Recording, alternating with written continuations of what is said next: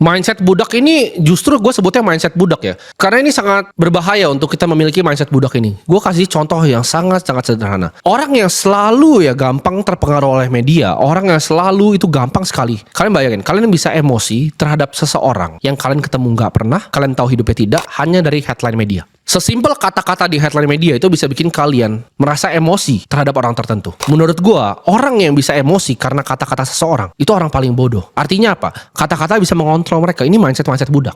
Ketika lu lihat misalnya di media ya, oh si A itu melakukan kejahatan ini, ya kan? Itu kan ditulis sama media, yang laporannya ditulis sama aparat. Ini satu sistem semua nih. Terus lu langsung tunjuk orang itu, oke, dia bersalah.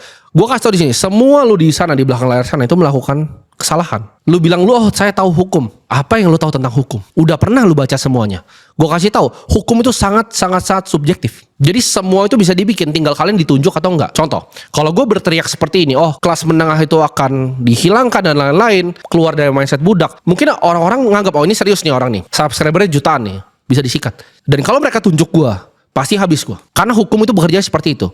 Itu bukan kalian salah apa baru kalian ditunjuk yang mana. Tapi kalau kalian nih misalnya nggak ada yang dengerin, lo bikin instastory berteriak kebijakan begini, kebijakan begini, nobody gives a fuck. Karena hidup lu nggak penting, nafas lu nggak penting. Itu paham? Nah itu kebebasan di situ.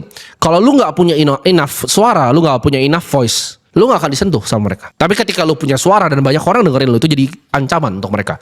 Karena orang-orang yang kayak gue, yang sadar dari orang-orang seperti kalian, itu sangat tidak disukai. Jadi kalau misalnya mereka tiba-tiba tunjuk, oh ini gini, oh kita bikin cerita begini.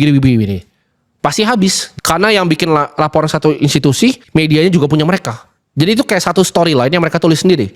Jadi kalian paham, setiap kali keluar nama di media itu cuma mereka yang tunjuk. Semua orang tuh bersalah, itu cuma ditunjuk atau enggak. Jadi kalau kalian lihat orang ditunjuk terus kalian merasa emosi, kalian oh dia begini, dia jahat, terus kalian ketika kalian maki, itu kalian budak. Karena kalian bisa dikontrol secara psikologis sama mereka. Oh jangan keluar rumah ya saya nggak keluar rumah. Oh dia ini begini ya, oh dia begitu, dia berteriak kali. Gue kasih yang paling mungkin kontroversial yang gue akan sebutkan di sini. Misalnya tulis si B korupsi di media. Ini gue pengen tanya doang nih. Apakah sistemnya memperbolehkan seperti itu?